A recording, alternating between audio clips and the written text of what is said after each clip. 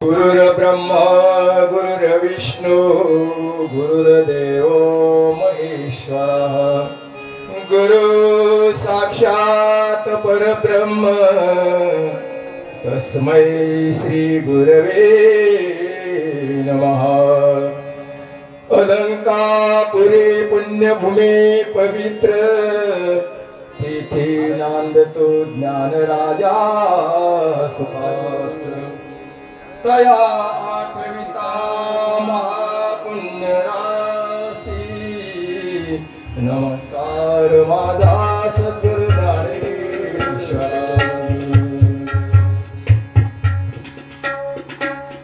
प्रथम नमन करू गणनाथा उमा शंकराची आसुता। चरणावरी ठेवून माथा साष्टांग आता। दुसरी वंदू शारदा जे चतुराननाची आत्मजा। वाघ सिद्धी चालविये सहजा चरण आता वंदू देव ब्राह्मण जयाचे निपुण्य पावन। प्रसन्न होऊन श्रोते जन त्या माझे नमन दंडवत। आता वंदू साधू सज्जन रात्रंदिवस हरीचे ध्यान। विठ्ठल नाम उच्चारिती जन त्या माझे नमन दंडवत। आता वंदू रंगभूमिका कीर्तने उभी होती लोका। टाळ मृदुंग श्रोते देखा त्या माझे नमन दंडवत। ऐसे नमन करुणिया सकळा हरिकथा बोले बोबड्या बोला। अज्ञान म्हणून आपुलिया बाळा साधवी सकळ नामा म्हणे। कैलास राणा शिवचंद्र मोळी फणेंद्र माथा मुकुट झळाळी। कारुण्य सिंधू भव दुःख हारी तुझवीन शंभो मज कोण तारी। सर्व मांगल्य मांगल्य शिवे सर्वार्थ साधिके। शरण्ये त्र्यंबके गौरी नारायणी नमस्तुते।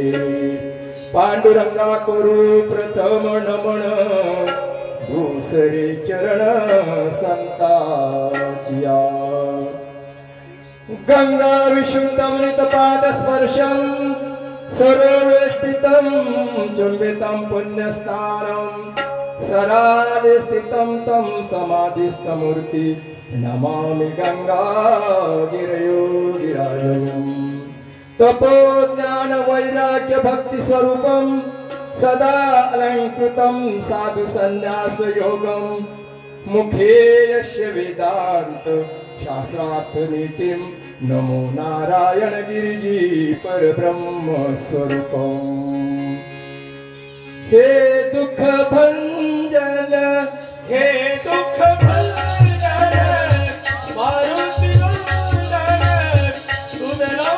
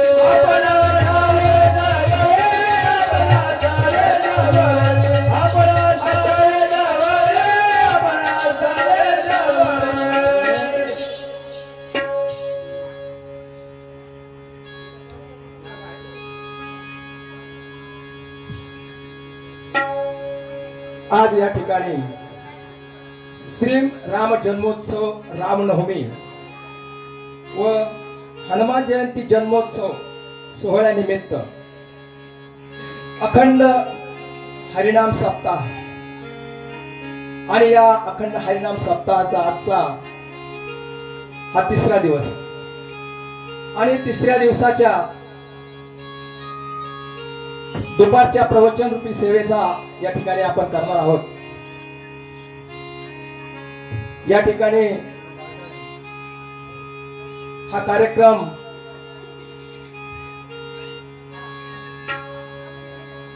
आपल्या भागाचं वैभव आणि एक फार मोठं आपल्या भागातलं असलेलं एक मोठं रत्न म्हणावं लागेल। आचार्य भगवान शास्त्री महाराज यांच्या नियोजनानं यांच्या मार्गदर्शनानं हा कार्यक्रम या ठिकाणी सडे ग्रामस्थ, शिंगवे ग्रामस्थ आणि पंचकृषी या दोन्ही ग्रामस्थ आणि या पंचकृषीच्या सर्वांच्या सहकार्याने आणि असं एक मोठं ज्ञानी आपल्या सर्वांच्या गुरुस्थानी असलेले आचार्य भगवान शास्त्री यांच्या मार्गदर्शनानं या ठिकाणी हा सप्ताह सुरू आहे आणि त्यांच्याच प्रेरणेतून आणि त्यांच्या कृपा आशीर्वादानं या ठिकाणी ही नवनाथ कथा जसे आपल्या सोप्या भाषेत सांगण्याचा प्रयत्न आपण करणार आहोत आणि त्यांच्या प्रेरणेने या ठिकाणी या आपल्या सेवेचा, आपल्या दर्शनाचा योग आम्हाला आलेला आहे। एक सामान्य विद्यार्थी म्हणून आपण या वारकरी संप्रदायामध्ये असताना आणि या सामान्य विद्यार्थ्याच्या परीक्षा घ्यायच्या म्हणून शास्त्री महाराजांनी सांगितलं तुम्ही करा आणि त्यामध्ये आपल्या भागाचं, या पूर्व भागाचं जे काही वैभव, मृदंगमणी मुरुंग रत्न हरिभक्तपरायण कृष्णा महाराज नकारे, तसेच आमचे रामभाऊ महाराज वेताळ आणि आपल्या गावचं भूषण भरत महाराज बाराते, या सर्वांच्या आधाराने, प्रेरणेने आणि सहकार्याने या ठिकाणी हा कार्यक्रम आपण करत आहोत आणि आपण सर्व ज्येष्ठ मंडळी ज्ञानी आहात। सर्व आपण परमार्थ क्षेत्रातलं भरपूर ज्ञान, आपण भरपूर कार्यक्रम ऐकलेले, मोठ्या मोठ्या संतांच्या मुखातून अमृत वचन ऐकलेली आपण सर्व ज्ञानी मंडळी। परंतु एक वारकरी संप्रदायाचा नियम आणि वारकरी संप्रदायाचा दंडक म्हणून कुठलाही वक्ता बसला आणि वक्ता व्यासपीठावर बसल्यानंतर त्याचं ऐकून घ्यायचं आणि ती जे काही देवाची कथा आहे तिला सुंदर करून घ्यायचं, असं आपलं सर्वांचं मोठं मन आणि सर्वांच्या आपल्या आशीर्वादाने या ठिकाणी आपण ही कथा, नाथाची कथा ही काही साधारण कथा नाही। नाथ ही फार मोठी महान शक्ती आहे आणि तिचा महिमा आपल्यासारख्या सामान्य माणसाच्या मुखातून वर्णन करणं एवढं सोपं नाही। तरी परंतु एक नाथाची सेवा करावी आणि सेवा म्हणून या ठिकाणी आपण हा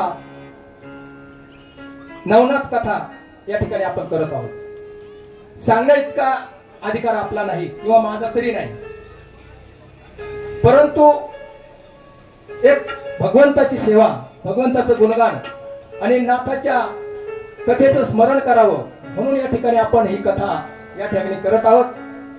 आपल्या सर्वांचे आशीर्वाद आहेत। सद्गुरु गंगागिरी महाराजांचे आशीर्वाद, सद्गुरु नारायणगिरी परमपूज्य ब्रह्मलीन नारायणगिरी महाराजांचे आशीर्वाद, तसेच महामंडलेश्वर स्वामी रमेशगिरीजी महाराज यांचे आशीर्वाद आपल्या गावचं भूषण, सडेगावचं भूषण, ब्रह्मचारी श्री रामेश्वर महाराज शास्त्री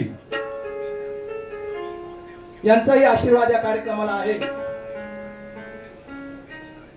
वैकुंठवासी लोहाटे महाराज यांचाही देखील आशीर्वाद या कार्यक्रमाला आहे. आणि आपल्या सर्वांच्या आशीर्वादाने आणि भगवंताच्या कृपेने या ठिकाणी आपण या नाथांची सेवा करण्याचा प्रयत्न करू.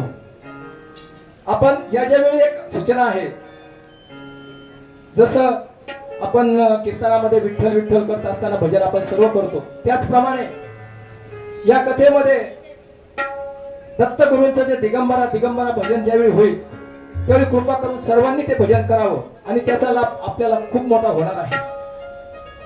म्हणून हे भजन ज्यावेळी सुरू होईल त्यावेळी सर्वांनी याचा आनंद घ्यावा.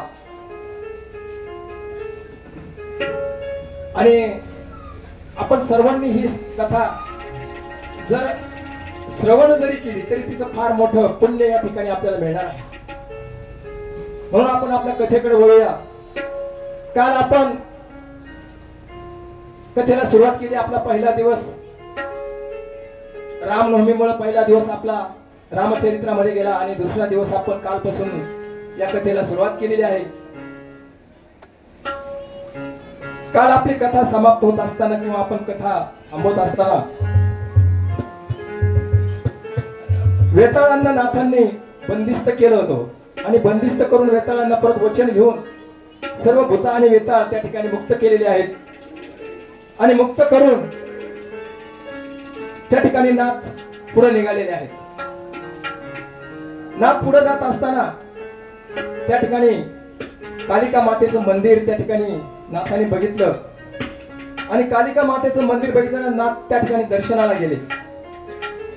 आता ही कालिका माता त्या ठिकाणी जे मंदिर होतं त्या ठिकाणी स्वतः भगवंत शिवाने त्या ठिकाणी मातेची स्थापना केलेली होती. असं ते फार पुरातन असं मंदिर, कारण ज्यावेळी देव दानवांच्या युद्धामध्ये देवांना या शक्तीची गरज पडत होती त्यावेळी ह्या कालिका मातेला त्यावेळी भगवंतानं पाचारण केलं होतं आणि ते कालिकास्त्र म्हणून त्या ठिकाणी अनेक वेळा त्या युद्धामध्ये दानवांचा पराजय करण्यासाठी वापरण्यात आलं. आणि असं युद्ध करून करून माता थकल्यानंतर मातेनं भगवान शिवाकडे विनंती केली की मी आता हे युद्ध करून करून मी खूप थकलेले आहेत, आता मला विश्रांती द्यावी आणि विश्रांतीची मला गरज आहे, त्यामुळे मला तुम्ही विश्रांती द्या. आणि त्या ठिकाणी भगवंताला त्या कालिका मातेला निद्रा अवस्थेमध्ये त्या ठिकाणी स्थापन केलेलं होतं. ती माता त्या ठिकाणी कालिका माता निद्रा अवस्थेत होती. त्या ठिकाणी मच्छिंद्रनाथ गेले आणि मच्छिंद्रनाथाने त्या देवीला आवाहन केलं कालिका मातेला, कारण त्या ठिकाणी मच्छिंद्रनाथाला शक्तीची गरज होती. उपासनेच्या जे काही शक्ती होत्या या शक्ती मिळवायच्या होत्या म्हणून मातेला आवाहन केलं. परंतु माता निद्रावस्थेत असलेल्या माता लवकर सावध होत नव्हत्या. अनेक आवाहन केल्यानंतर मातेला जाग आली आणि मातेची झोप मोडल्या गेली. कालिका मातेची झोप मोडल्यानंतर कालिका माता भयंकर खवळल्या गेली. मातेला ते उग्र रूप धारण केलं आणि कुणी माझी झोप मोडली म्हणून विचारलं. त्या ठिकाणी मच्छिंद्रनाथ समोर उभे होते. मच्छिंद्रनाथाला विचारलं कोण आहेस तू? मच्छिंद्रनाथाने सांगितलं मी मच्छिंद्रनाथ आहे. आता मातेनं ओळखलं होतं मच्छिंद्रनाथाला आणि त्या ठिकाणी मातेने सांगितलं तू माझी झोप मोडली, मला क्रोध अनावर झालेला आहे, त्यामुळे तुला काहीही शिक्षा देऊ शकते. अशा परिस्थितीमध्ये दोघांचं भांडण सुरू झालं आणि त्या भांडणामध्ये मच्छिंद्रनाथाने मातेशी युद्ध पुकारलं. कारण त्या ठिकाणी असं मातेनं सांगितलं तुला जर साबरी विद्या मिळवायची तर माझ्यासारख्याची तुला काय गरज आहे, आणि मी एवढी सामान्य नाही की तुझ्या सारख्याच्या हातामध्ये मी यावं. ज्या मातेने शिवाच्या हातामध्ये धारण केलेली माता कालिका, आणि त्या कालिका मातेने सांगितलं तुझा लायकी नाही मला धारण करण्याची. आणि असा जो काही मातेला अहंकार झाला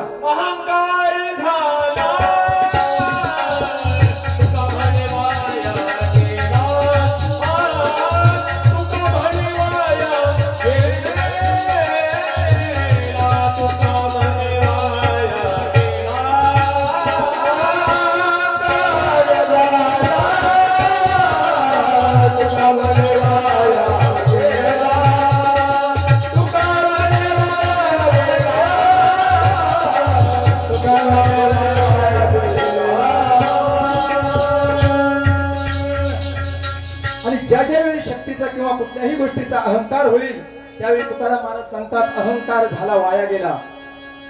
जर ज्याला अहंकार झाला तर तुका म्हणे वाया गेला. त्या देवीला झालेला अहंकार त्या ठिकाणी युद्ध पुकारलं आणि मच्छिंद्रनाथाचं आणि देवीचं भयंकर असं युद्ध झालं आणि त्या युद्धामध्ये देवीला त्या ठिकाणी वाताकर्षणाच्या साह्याने मच्छिंद्रनाथाने बेशुद्ध केलं आणि बेशुद्ध होत असताना मातेनं त्या ठिकाणी शिवाचा धावा सुरू केलेला आहे. ओम नमः शिवाय ओम नमः शिवाय ओम नमः शिवाय ओम नमः शिवाय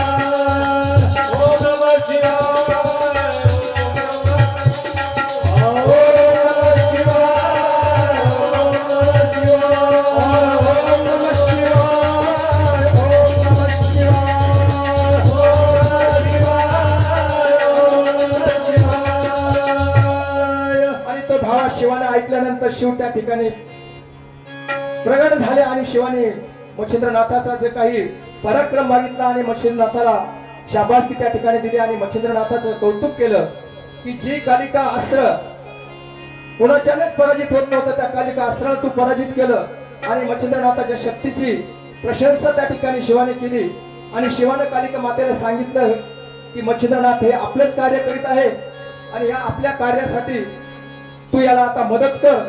आणि त्या ठिकाणी कलिकास्त्र त्या ठिकाणी शिवानं मच्छिंद्रनाथाला दान म्हणून दिलं आणि ते कलिकास्त्र घेऊन मच्छिंद्रनाथ पुढे निघालेले आहेत. त्या ठिकाणी एक सरोवर होता आणि त्या सरोवरावर स्नान करण्यासाठी गेले.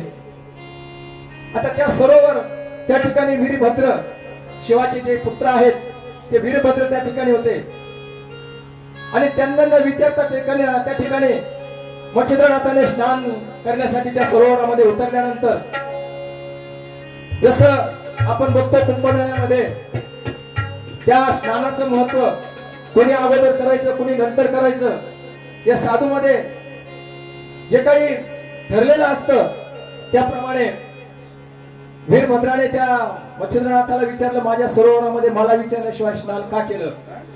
आणि त्या ठिकाणी दोघांचं भांडण सुरू झालं. वीरभद्राशी युद्ध झालं आणि युद्ध इतकं भयंकर झालं की संपूर्ण सृष्टीमध्ये त्या ठिकाणी हलकल्लोळ माजला आणि त्या ठिकाणी देवांना सुद्धा काळजी वाटायला लागलेली आणि देवांना काळजी वाटायला नंतर देवांनी त्या ठिकाणी आता हे युद्ध थांबवलं पाहिजे. वीरभद्र सुद्धा शिवाचाच पुत्र आहे आणि मच्छिंद्रनाथाजवळ सुद्धा शिवाची शक्ती आहे. या दोन्ही शक्ती एकत्र आल्यानंतर विश्वाचा नाश होऊ शकतो म्हणून त्या ठिकाणी देवांनी ठरवलं युद्ध थांबवायचं आणि त्या ठिकाणी देव त्यात अवतीर्ण झाले आणि देवांनी त्यांचा समेट घडवला आणि समेट घडून ते युद्ध वीरभद्राचं आणि मच्छिंद्रनाथाचं थांबवलं आणि त्या ठिकाणी सांगितलं तुम्ही दोघंही शक्तिमान आहात, दोघांची शक्ती अमोप आहे, तरी तुम्ही एकमेकांवर युद्ध करू नका.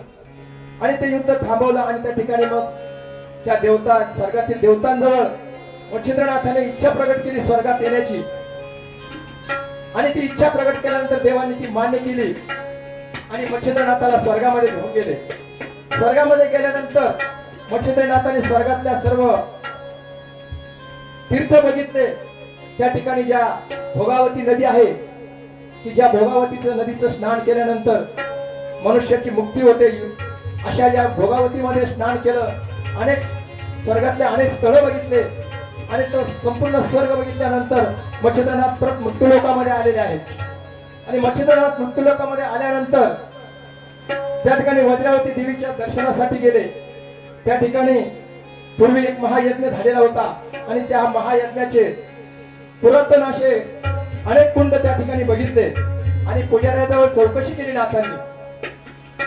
त्या कुंडाबद्दल चौकशी केल्यानंतर पुजाऱ्याने सांगितलं या ठिकाणी फार फार वर्षापूर्वी एक मोठा यज्ञ देवदेवता या ठिकाणी आले होते आणि त्यांनी प्रत्येकाच्या स्नानासाठी स्वतंत्र असे कुंड या ठिकाणी तयार केलेले होते आणि त्या ठिकाणी मच्छिंद्रनाथाने स्वतःच्या शक्तीने एक गरम पाण्याचा कुंड तयार केलेला आहे आणि गरम पाण्याचा कुंड तयार करून वज्रावती देवीला स्नान त्या ठिकाणी घातलेलं आहे. वज्रावती देवी प्रसन्न झालेली आहे आणि वज्रावती देवीने देखील आपले 2 अस्त्र त्या ठिकाणी नाथांना दिलेले आहेत आणि नाथ हे संपूर्ण शक्ती त्या लागणार होती जी काही साबरी विद्येसाठी ती संपूर्ण शक्ती गोळा करून आता नाथ निघालेले आहेत. संपूर्ण शक्ती घेतल्यानंतर नाथ द्वारकेला भगवान कृष्णाचं दर्शन घेतलं आणि तिथून अयोध्येला नाथ गेलेले आहेत. अयोध्येला प्रभू रामचंद्राच्या दर्शनासाठी मच्छिंद्रनाथ गेलेले आहेत. आणि त्या ठिकाणी रामवंशातला राजा पाशुपत त्या ठिकाणी दर्शनासाठी येत असताना त्या ठिकाणी शिपायांनी मच्छिंद्रनाथाला अडवलेला आहे. मच्छिंद्रनाथाचा अपमान केला. राजा दर्शनासाठी येत आहे, सर्वांनी बाजूला म्हणून मच्छिंद्रनाथाला बाजूला लोटलं. आणि तो भयंकर क्रोध त्या मच्छिंद्रनाथाला त्या ठिकाणी आल्यानंतर मच्छिंद्रनाथाने त्या शिपायाला शिक्षा करण्याऐवजी त्या ठिकाणी त्या राजाला दर्शन घेत असताना जमिनीवर दंडवत घालीत असताना तसाच त्या जमिनीवर त्या राजाला पाशुपत राजाला चिटकवलेला आहे. पाशुपत राजा जमिनीवर चिटकलेला, राजाला हलता येत नाही. संपूर्ण सैनिक, संपूर्ण प्रधान मंत्री सर्व घाबरून गेलेले आहेत. राजाला हलता येत नव्हतं. आणि त्यांनी विचार केला या ठिकाणी काहीतरी अघटित घडत आहे, कुणीतरी योगी किंवा महात्माचा अपमान या ठिकाणी झालेला आहे, त्यामुळं राजाला ही परिस्थिती प्राप्त झालेली आहे. म्हणून त्यांनी चौकशी केली. त्या ठिकाणी मच्छिंद्रनाथाचा शोध लागला. मच्छिंद्रनाथाने सर्वांनी पाहिलं आणि ओळखलं. मच्छिंद्रनाथानं सांगितलं आमची चूक झाली. मच्छिंद्रनाथाची क्षमा मागितली. राजानं त्या पाशुपत राजानं मच्छिंद्रनाथाचा यथोचित सत्कार केला, सोहळा केला. मच्छिंद्रनाथाला सिंहासनावर बसवलं आणि प्रसन्न झालेले मच्छिंद्रनाथ त्या ठिकाणी मच्छिंद्रनाथाने त्या राजाला विचारलं मी आपल्यावर प्रसन्न झालेला आहे, आपली इच्छा काय आहे? त्यावेळी पाशुपत राजाने सांगितलं मी अनेक वर्षापासून प्रभू रामचंद्राच्या दर्शनाची मला अपेक्षा आहे. माझ्या वंशामध्ये असलेले प्रभू रामचंद्रांचं दर्शन मला अद्याप झालेलं नाही आणि त्या दर्शनाची माझी अपेक्षा आहे. आणि अशी अपेक्षा प्रगट केल्यानंतर त्या ठिकाणी मच्छिंद्रनाथाने आता सर्व देवतांना आणायचंय. आता तसं आवाहन केल्यानंतर देवता प्रत्येक वेळी मच्छिंद्रनाथासाठी धावून येत होते. परंतु शक्ती एवढी अफाट झालेली होती की कुठल्याही कारणासाठी मोठ्या मोठ्या शक्ती वापरायच्या आणि आपल्या शक्तीचं प्रचिती घ्यायची. म्हणून मच्छिंद्रनाथाने त्या ठिकाणी सूर्याचे जे काही रथाचे अश्व आहेत ते रथाचे अश्व थांबवले आणि सूर्य त्या ठिकाणी थांबवला. इतकी अफाट शक्ती मच्छिंद्रनाथामध्ये होते की सूर्याला सुद्धा थांबवलं. सूर्याला थांबवल्यानंतर सर्व देवतांना चिंता वाटायला लागली, सूर्य या ठिकाणी थांबलेला आहे, काय कारण आहे? त्यांनी चौकशी केली तर हा सूर्य मच्छिंद्रनाथाने थांबवला असं कळल्यानंतर सर्व देवता त्या ठिकाणी आलेले आहेत आणि मच्छिंद्रनाथाला विनंती केलेली आहे की तुम्ही सूर्याला अडवू नका, सूर्याला थांबवू नका. आपली काय मागणी असेल ती आम्ही पूर्ण करतो. कारण एकदा एखादी गोष्ट जसं आता सुद्धा आपल्याला जर काही पाहिजे असेल तर नाक दाबल्याशिवाय तोंड उघडत नाही, तसं मच्छिंद्रनाथाला वाटलं ज्यावेळी सूर्य थांबवल्याशिवाय देवता येणार नाही. म्हणून त्या ठिकाणी सर्व देवता आलेले आहेत आणि सर्व देवतांनी त्या ठिकाणी मच्छिंद्रनाथाची विनंती केलेली आहे, आपली काय इच्छा आहे सांगा. आणि त्या ठिकाणी मच्छिंद्रनाथाने सांगितलं की आपल्या वंशामध्ये असलेला हा पाशुपत राजा अनेक वर्षापासून आपली तपस्या करीत आहे, आपल्या दर्शनाची आस आहे, तुम्ही याला प्रत्यक्ष दर्शन द्या. आणि त्या ठिकाणी प्रभू रामचंद्राने ग्रामपंचायतीचं दर्शन त्या ठिकाणी दिलेलं आहे. लहानपणे निघाले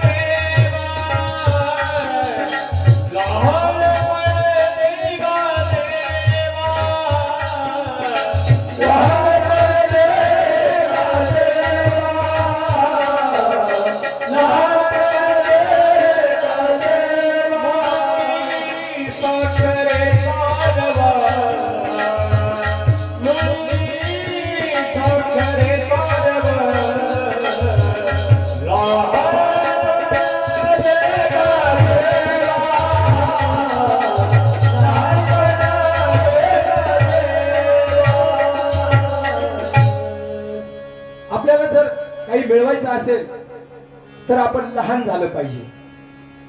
पाशुपत राजाने नम्रता स्वीकारली आणि नम्र झाल्यानंतर त्या ठिकाणी पाशुपत राजाला प्रत्यक्ष रामाचं दर्शन त्या ठिकाणी झालं.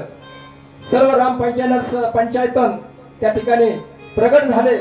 प्रभू रामचंद्र, लक्ष्मण, सीतामाई, भरत, शत्रुघ्न आणि या पंचायतांसह त्या ठिकाणी सर्वांनी दर्शन घेतलं, सूर्याचं दर्शन घेतलं आणि त्या ठिकाणाहून प्रसन्न मुद्रेनं मच्छिंद्रनाथ त्या ठिकाणाहून निघाले आहेत. आणि मच्छिंद्रनाथाला आपण कालच्या कथेमध्ये बघितलं होतं, मच्छिंद्रनाथाने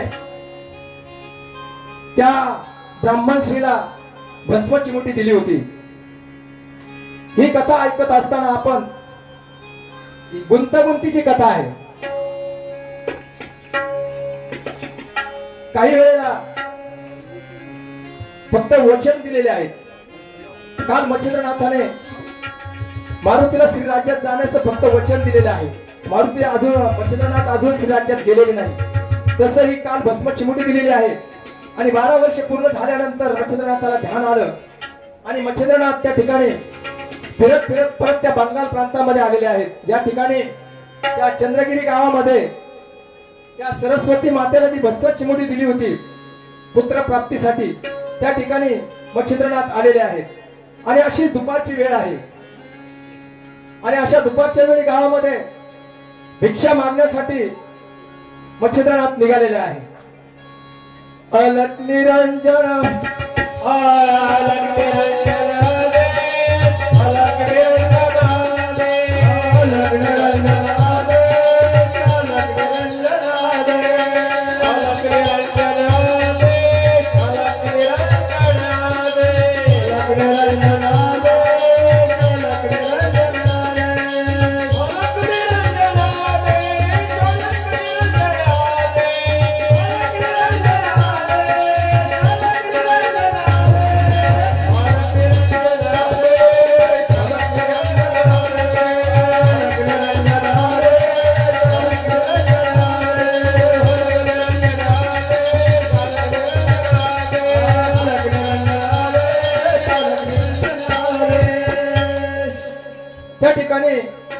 भिक्षा मागण्यासाठी मच्छिंद्रनाथ त्या ठिकाणी गावामध्ये फिरत असताना ज्या मातेला भस्म चिमुटी दिली होती त्या मातेच्या घरासमोर मच्छिंद्रनाथ आलेले आहेत.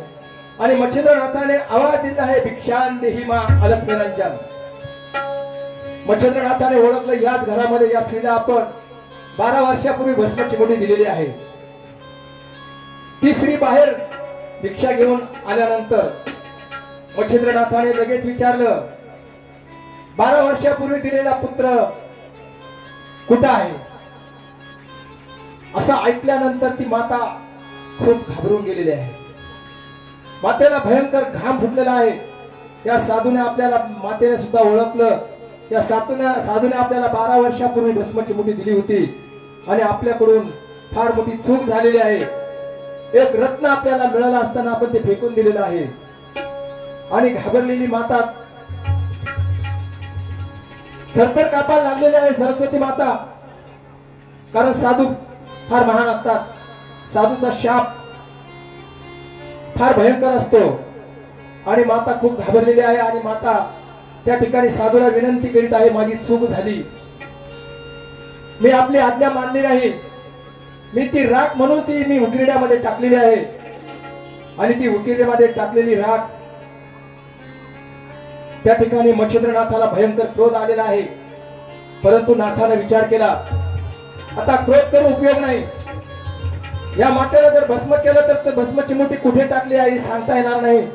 म्हणून त्या मातेला माफ केला आणि सांगितलं, तू चूक केली, परंतु सांग ती भस्म चिमुटी तू कुठे टाकली. आणि त्या ठिकाणी माता घाबरत घाबरत त्या मातेने त्या उकिरड्याजवळ मच्छिंद्रनाथाला नेलेला आहे. आणि मच्छिंद्रनाथाला नेल्यानंतर त्या ठिकाणी सांगितलं, महाराज मी खूप मोठी चूक केली आणि ह्या ठिकाणी ती भस्म चिमुटी इतर स्त्रियांचं, इतर समाजाचं ऐकून मी टाकली. मच्छिंद्रनाथाने बघितलं आणि आत्मशक्तीने बघितलं, त्या भस्म चिमुटी त्या ठिकाणी गोरक्ष हरिनारायणाने अवतार घेतलेला होता. त्या ठिकाणी गोरक्षनाथाचा जन्म त्या ठिकाणी झालेला होता. आणि आवाज दिला, अलक निरंजन आदेश. असा आवाज दिल्यानंतर आतून आदेश म्हणून आवाज आला. त्या ठिकाणी आतून गोरक्षनाथाने आवाज दिलेला आहे. आणि आवाज दिल्यानंतर आपण कोण आहात सांगितलं, मी गुरु मच्छिंद्रनाथ आहे. सांगितलं, माझ्या डोक्यावर हा गोरक्षाचा भार झालेला आहे हा काळा, आणि त्या ठिकाणी मजूर लावण्यात आले, तो भार तो उकिरडास काढण्यात आला, आणि त्या ठिकाणी एक दैदिप्यमान असं गोरक्षनाथ त्या ठिकाणी प्रगट झालेला आहे.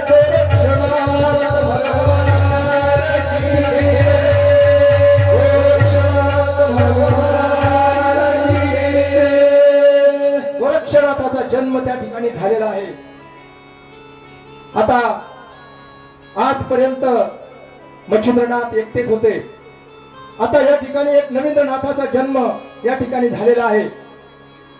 त्या ठिकाणी 12 वर्षाची मूर्ती त्या ठिकाणी प्रत्यक्ष प्रगट झालेली आहे. कारण 12 वर्षापासून ती भस्माची मुठी त्या ठिकाणी होती. प्रत्यक्ष 12 वर्षाचा एक तेजस्वी तेजपुंज असा मुलगा त्या ठिकाणी नाथांच्या समोर उभा राहिलेला आहे, आणि नाथांनी त्याला त्या ठिकाणी गुरु दीक्षा दिलेली आहे. संपूर्ण संजीवनी मंत्र आणि आपल्या सर्व विद्या. एकदा गुरुची कृपा झाली, गुरुची कृपा झाल्यानंतर काहीही कमी नसतं. श्री गुरु सारिखा असत पाठीराखा, श्री गुरु सारिखा असत पाठीराखा, गुरु सारिखा असत पाठीराखा,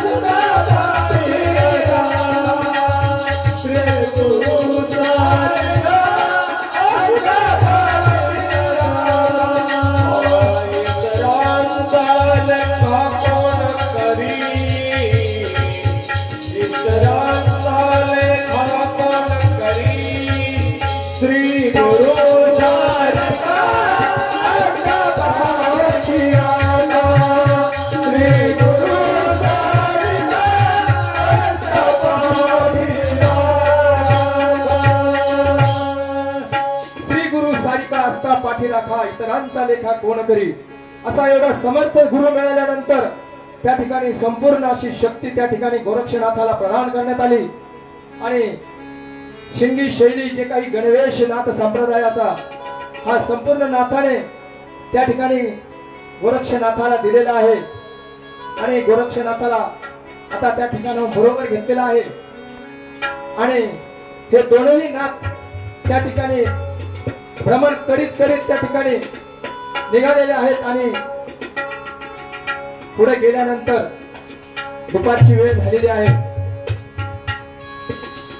दुपारची वेळ झाल्यानंतर त्या ठिकाणी आता भिक्षा मागण्याची वेळ झाल्यानंतर आता हा लहान 12 वर्षाचा गोरक्षनाथ, गुरुने सांगितलं जा गोरक्षा गावामधून भिक्षा घेऊन ये, आणि गोरक्षनाथ त्या ठिकाणी भिक्षेसाठी निघाले आहे. गोरक्षनाथ भिक्षा आणण्यासाठी गेले.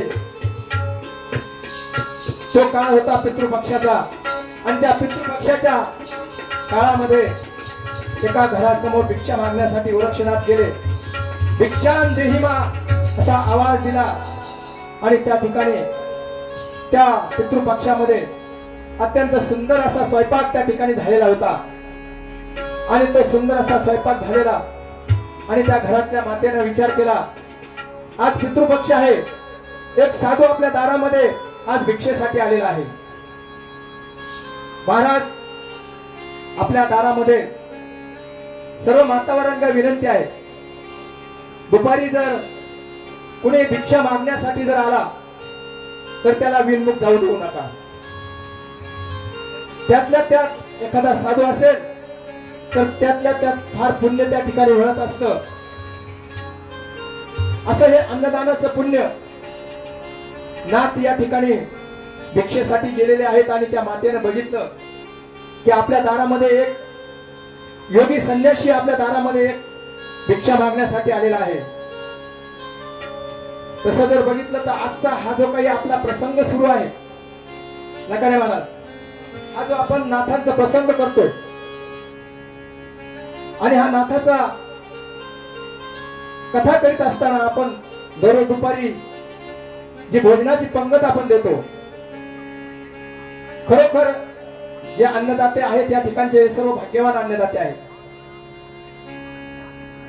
या दुपारच्या भोजनात, या कथेच्या भोजनामध्ये हे अन्नदान केलं तर हे संपूर्ण जे काही भक्त या ठिकाणी जे काही जेवतात हे संपूर्ण नाथ म्हणूनच त्या ठिकाणी जेवतात। एवढं मोठं पुण्य या ठिकाणी या कथेमधल्या अन्नदानाला आहे।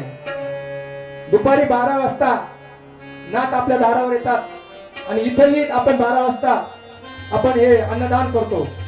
तर हे नाथांनाच हे दान आपण करतो, म्हणून या अन्नदानाचं खूप मोठं पुण्य ही मंडळी या ठिकाणी घेत आहे। असे नाथ त्या ठिकाणी आल्यानंतर त्या मातेने एक सुंदर असं पात्र तयार केलं। संपूर्ण स्वयंपाक त्या पात्रामध्ये वाढलेला आहे। विशेष करून त्या स्वयंपाकामध्ये ते वडे केलेले आहेत, ते नाथांना खूप प्रिय असतात। असे वडे त्या ठिकाणी केलेले होते, ते वडे देखील त्या पात्रामध्ये दिलेले आहेत। आणि एक माता वर्गाला विनंती आहे, आपली कथा अजून 3 दिवस आहे, तर या कथेमध्ये येत असताना दुपारी नाथांसाठी जर कोणाला जर वड्याचा प्रसाद आणता आला भोजनासाठी प्रसाद म्हणून, तर आणायचा प्रयत्न करा कोणाला आणता आला तर, कारण तो नाथांना मिळणारा प्रसाद आहे।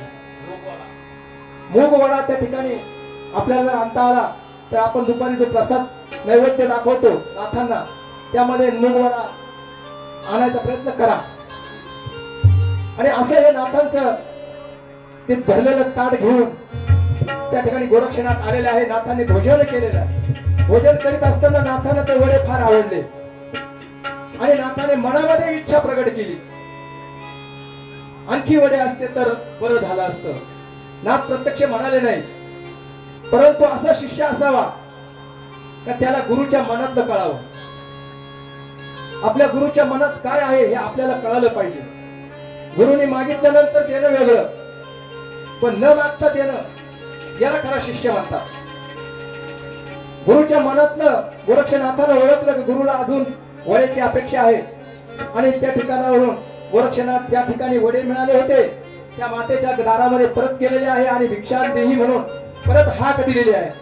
त्या मातेने बघितलं, आता त्याला आपण ताट भरून दिलं होतं आणि हा परत दारात कसा आला। विचारलं, तुला तर मी आता भिक्षा दिलेली आहे। सांगितलं, माते भिक्षा दिली, परंतु आपण दिलेले वडे आमच्या गुरूंना खूप आवडले आणि आम्हाला परत काही वडे मिळाले तर बरं होईल। असं ऐकल्यानंतर त्या मातेने विचार केला, यांचं हे लोक अल्पसंतुष्टी, यांचा संतोष कधीच होणार नाही। यांना किती दिलं तरी त्यांचं मन भरत नाही। परत दारात आला म्हणून मातेला राग आला आणि मातेने सांगितलं, तुला खायचे असतील म्हणून तू गुरुचं नाव करतो। अनेक आरोप नाथावर केल्यानंतर गोरक्षनाथांनी सांगितलं, माते मी माझ्या गुरुसाठी आलेलो आहोत। मातेने सांगितलं, एवढा मोठा गुरु भक्त आहे तर तू गुरुदक्षिणा म्हणून काय देणार? वड्यासाठी तुला वडे देते, परंतु त्याच्या बदल्यात तू गुरुसाठी काय देणार? असं सांगितल्यानंतर महाराज खरा जो गुरु भक्त असतो तो विचार करीत नाही आणि त्यावेळी त्या कोवळ्या गोरक्षनाथानं आपल्या स्वतःच्या डोळ्यामध्ये एक भेद घालून तो डोळा बाहेर काढलेला आहे आणि त्या मातेच्या हातावर तो डोळा ठेवलेला आहे। स्वतःचा डोळा त्या ठिकाणी त्या मातेच्या हातावर ठेवल्यानंतर माता घाबरलेली आहे आणि मातेने विचार केला काहीतरी अनर्थ घडेल, म्हणून त्या मातेने तो डोळा त्या गोरक्षनाथाला परत दिला, वडे दिले आणि सांगितलं, बाबा तू आता इथून निघून जा। आणि गोरक्षनाथ तो वडे घेऊन मच्छिंद्रनाथाकडे आलेला आहे। एक डोळ्यातून रक्त वाहतंय, डोळा झाकून धरलेला आहे। त्या ठिकाणी आल्यानंतर मच्छिंद्रनाथाने बघितलं, गोरक्ष डोळा का झाकलेला आहे? गोरक्षाने सांगितलं, महाराज काय नाही, डोळ्यामध्ये कचरा गेलेला आहे। अशा परिस्थितीमध्ये महाराजांनी सांगितलं, नाही तुझ्या डोळ्याला काहीतरी झालेलं आहे, तू सांग काय झालं। असं सांगितल्यानंतर गोरक्षाने सांगितलं नाही। गोरक्षाने विचार केला, आपल्या डोळ्यातलं रक्त पाहिलं तर आपण आणलेला प्रसाद गुरु खाणार नाही, आपण आणलेले वडे मच्छिंद्रनाथ घेणार नाहीत आणि गुरुची इच्छा तृप्त राहील। म्हणून त्या ठिकाणी गोरक्ष आपलं डोळा झाकून धरीत होता, परंतु न सांगता तुम्हाकडे येते अंतर विश्वंभर परिहार न लगे। गुरुला काही सांगावं लागत नाही। जसं एखाद्या शिष्याला गुरुच्या मनातलं सांगावं लागत नाही, तसं गुरुला देखील शिष्याचं सांगावं लागत नाही। मच्छिंद्रनाथाने पाहिलं आणि मच्छिंद्रनाथाने डोळ्यावरचा हात काढला आणि त्या रक्ताच्या धार त्या डोळ्याला लागलेली होती आणि त्या ठिकाणी संजीवनी मंत्राच्या साह्याने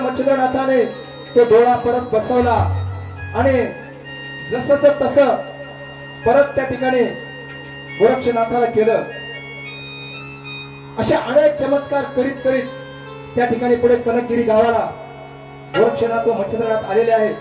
त्या कनकगिरी गावामध्ये गावाबाहेर एका मंदिरामध्ये वास्तव्य करतायत. त्या ठिकाणी मच्छिंद्रनाथ गावात गेलेले असताना त्या ठिकाणी गोरक्षनाथाला दिलेला जो काही संजीवनी मंत्र होता त्या मंत्राचा जप त्या ठिकाणी गोरक्षनाथ करीत बसलेले आहे. विद्याभ्यास सुरू आहे आणि त्या वडाच्या झाडाखाली काही मुलं खेळायला आले व त्यांनी सांगितलं गाडी बनवली. त्यांनी गाडी बनवली परंतु त्यांना गाडीवरचा गाडीवान बनवता येत नव्हता. ती मुलं या नाथाकडे आले. सांगितलं बाबा बाबा आम्हाला या गाडीवर गाडीवान बनवून द्या. आम्ही गाडी बनवली परंतु आम्हाला गाडीवान बनवता येत नाही असं सांगितल्यानंतर नाथाने एक दोन वेळा नाही म्हटलं परंतु मुलं हट्ट सोडायला तयार नव्हते. संजीवनी मंत्राचा जप सुरू आहे. त्या संजीवनी मंत्राची ताकद गोरक्षनाथाला सुद्धा माहित नव्हती. अशा परिस्थितीमध्ये तो मातीचा पुतळा तयार करता हातामध्ये घेतलेला आहे आणि पुतळा बनवित असताना संजीवनी मंत्राचा जप सुरू आहे. एका सामर्थ्यवान नाथाची ताकद किती असते. जसं ज्ञानेश्वर माऊलींनी जड भिंत चालवली. ह्या संतांच्या ताकदीमध्ये किती ताकद असते ते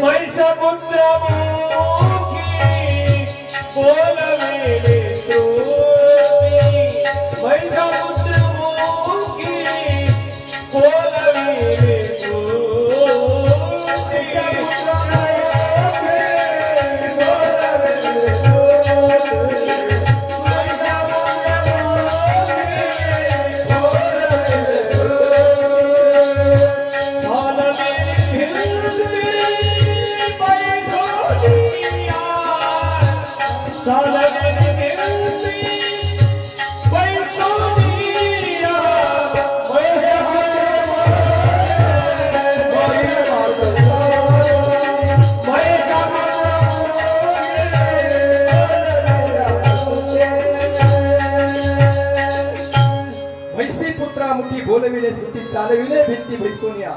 या संतांना काहीच अशक्य नाहीये.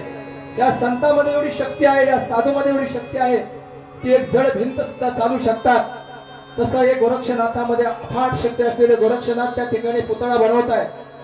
बनवताना संजीवनी मंत्राचा जप चालू आहे आणि हा जप होत असताना त्या ठिकाणी त्या पुतळ्याचा बनवीत येत असताना ज्यावेळी कंठ बनवायला लागले आणि तो संजीवनी मंत्राचा जप त्या ठिकाणी झाला आणि त्या मातीच्या पुतळ्यामध्ये त्या ठिकाणी करभजननाथाने अवतार घेतला आणि गहिनीनाथाचा जन्म झाला. गहिनीनाथ भगवान की जय.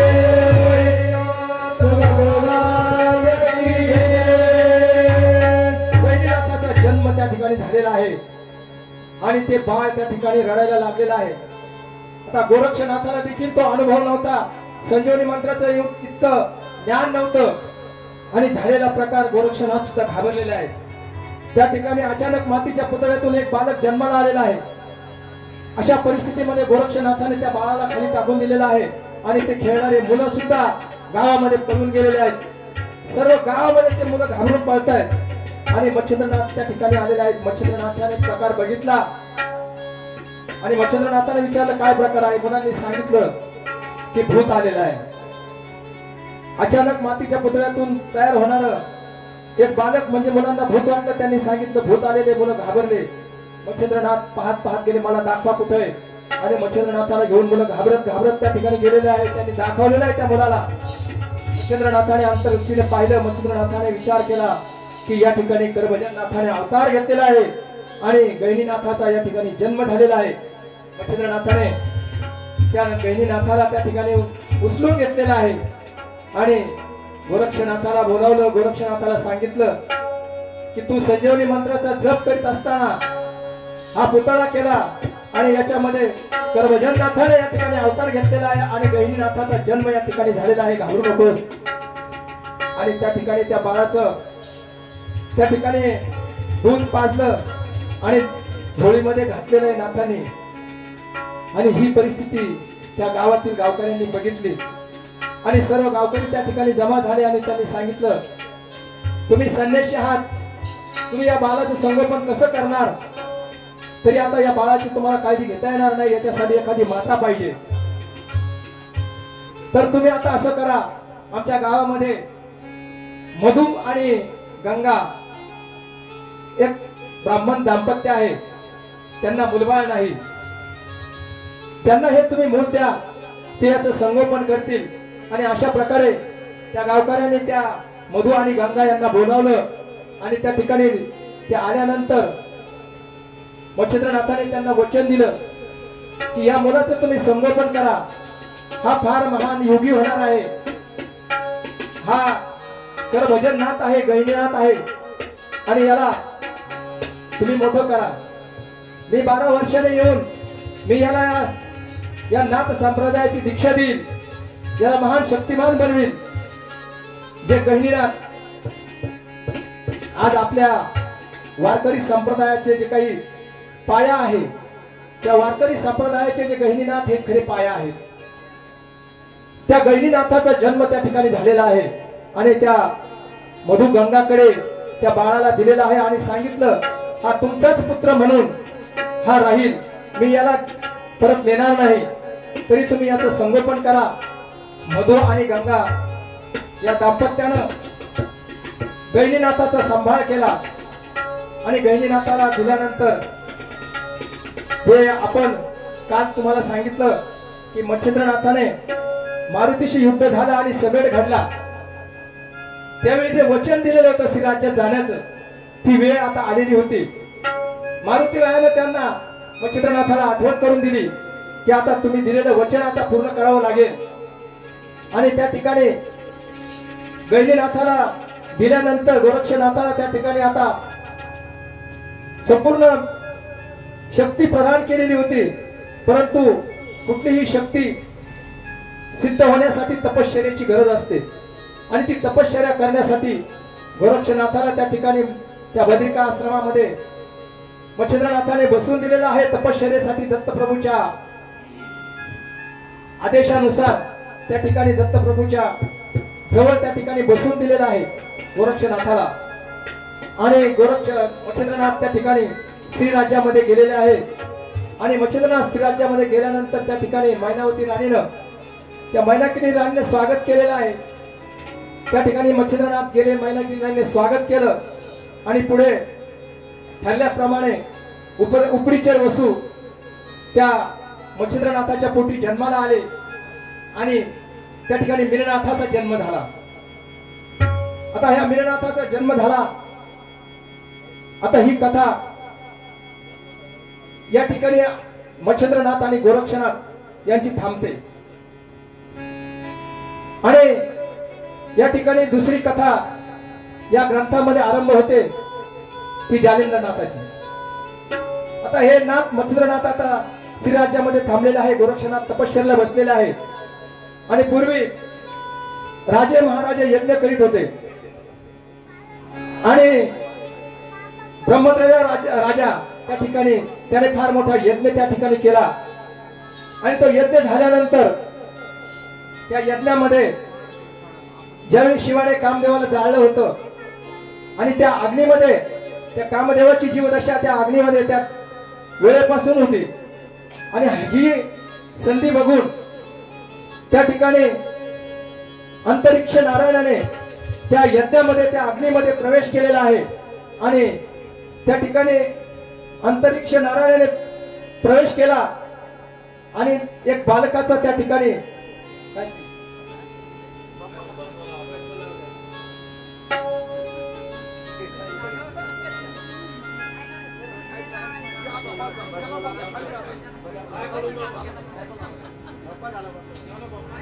त्या ठिकाणी जालिंदरनाथाने अंतरिक्ष नारायणाने त्या ठिकाणी ती संधी बघितली आणि ती संधी बघितल्यानंतर अंतरिक्ष नारायणाने त्या यज्ञामध्ये प्रवेश केलेला आहे आणि यज्ञामध्ये प्रवेश केल्यानंतर यज्ञ संपन्न झाला आणि यज्ञाची ज्या साधूंनी जो यज्ञ केला, ब्राह्मणांनी यज्ञ केला, त्या यज्ञाची सांगता झाल्यानंतर त्या ज्यावेळी त्या यज्ञातली रक्षा बाहेर काढण्यात आली आणि त्या रक्षेमध्ये त्या बालकाचा अंतरिक्ष नारायणाचा जन्म झालेला आहे आणि त्या ठिकाणी जालिंदरनाथाने त्या ठिकाणी जन्म घेतलेला आहे. जालिंदरनाथ भगवान की जय, जालिंदरनाथ भगवान की जय.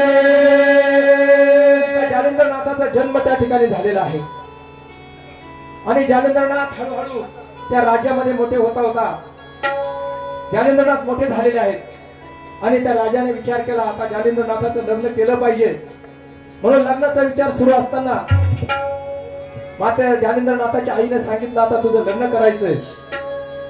आता या जालिंद्रनाथाला ह्या गोष्टीबद्दल कुठलीही कल्पना नव्हती।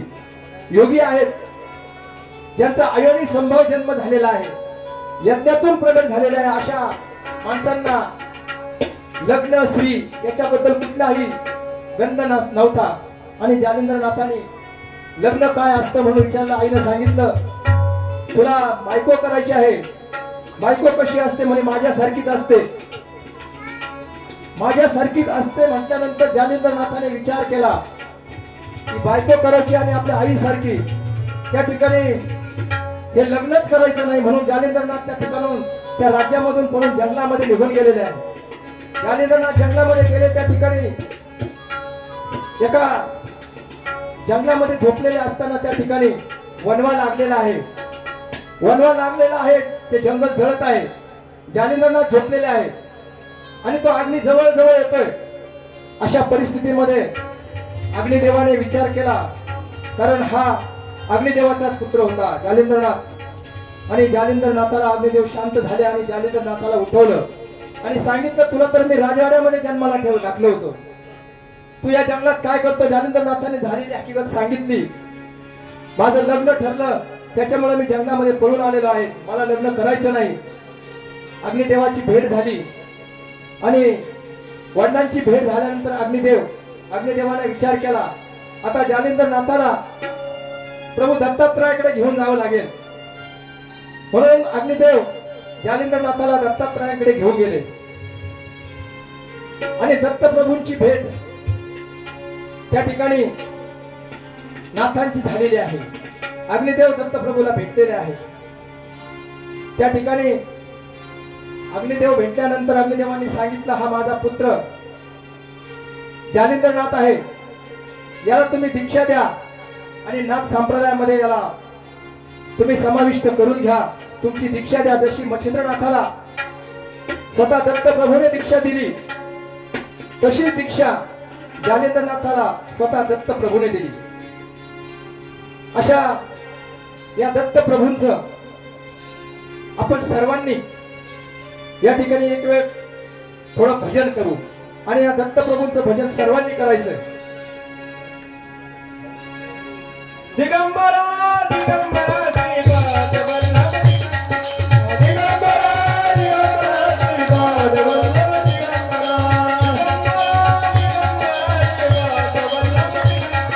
दिगंबरा श्रीपाद वल्लभ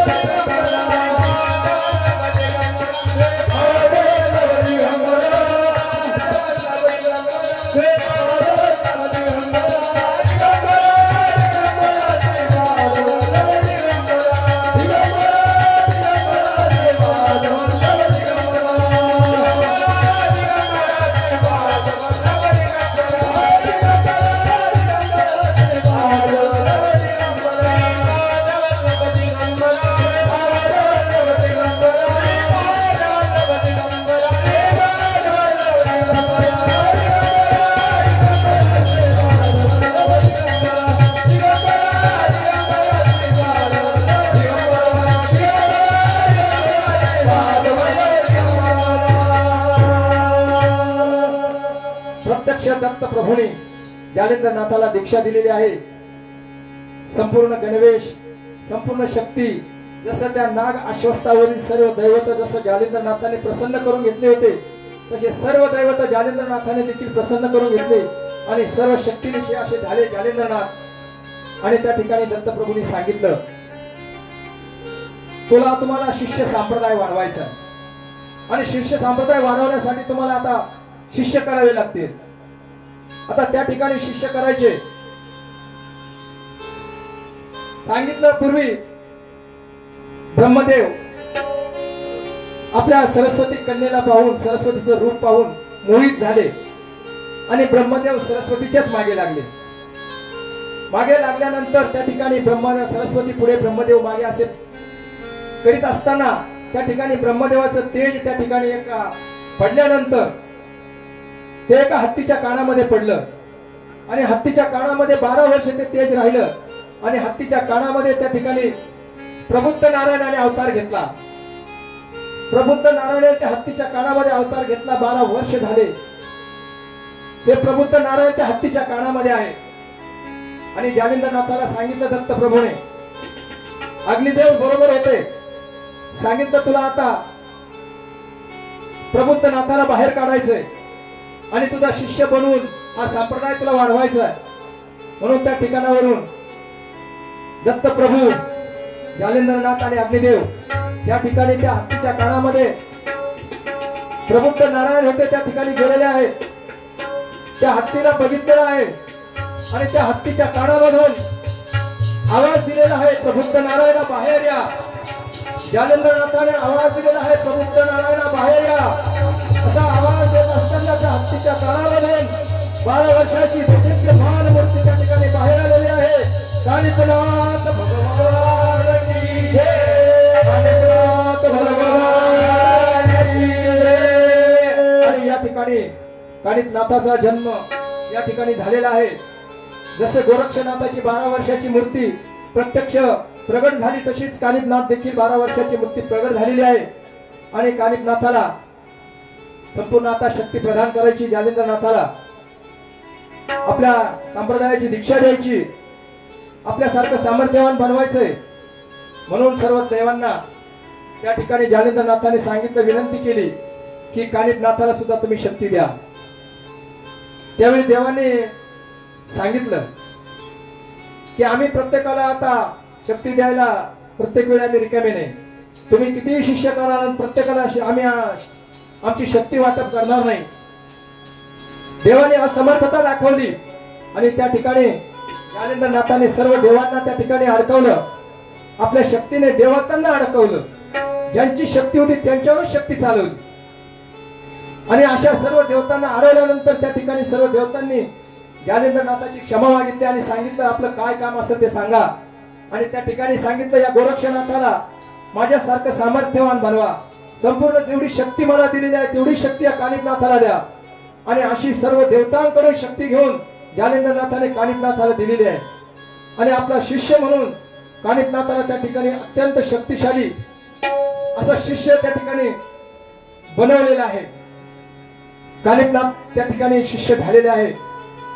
आणि आता जालिंदरनाथाने विचार केला आहे, आता आपला शिष्य झालेला आहे, आपलं जे काम झालेलं आहे. आणि सांगितलं कानिपनाथाला, तुला आता मी तपश्चर्याला बसवतो. जसं गोरक्षनाथाला मच्छिंद्रनाथाने तपश्चर्याला बसवलेलं आहे तसंच कानिपनाथाला सुद्धा गोरक्षनाथ जालिंदरनाथ तपश्चर्याला बसवणार आहे. आणि मी तपश्चर्या झाल्यानंतर तुला हा संप्रदाय मोठ्या प्रमाणात वाढवायचा आहे. ही जबाबदारी तुझ्यावर आहे. म्हणून तुला आता मी तपश्चर्याला बसवतो. आणि कानिपनाथाला ज्या भागामध्ये गोरक्षनाथाला बसवलं तर त्याच दत्त प्रभूंच्या सानिध्यामध्ये कानिपनाथाला सुद्धा तपश्चर्याला बसवलेलं आहे.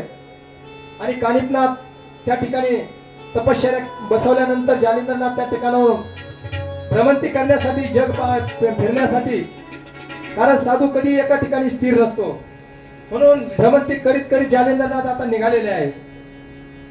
जालिंदरनाथ भ्रमंती करीत करीत जात असताना त्या ठिकाणी जालिंदरनाथ अशा अवस्थेत असायचे, कुणी आपल्याला साधू म्हणू नये, एकदम साधं राहायचं, कुठेही बसायचं, काही पण खायचं. कारण साधू हे आपलं मोठेपण कधी दाखवित नसतात. साधू कधी स्वतःला लहान समजत असतात. कारण पिसेपण मिरवी तसं वेड्यासारखं राहायचं, जेणेकरून लोक आपल्याकडे येणार नाही, लोकांनी आपल्याकडे येऊ नये, आपल्याला त्रास देऊ नये, अशी साधूची इच्छा असते.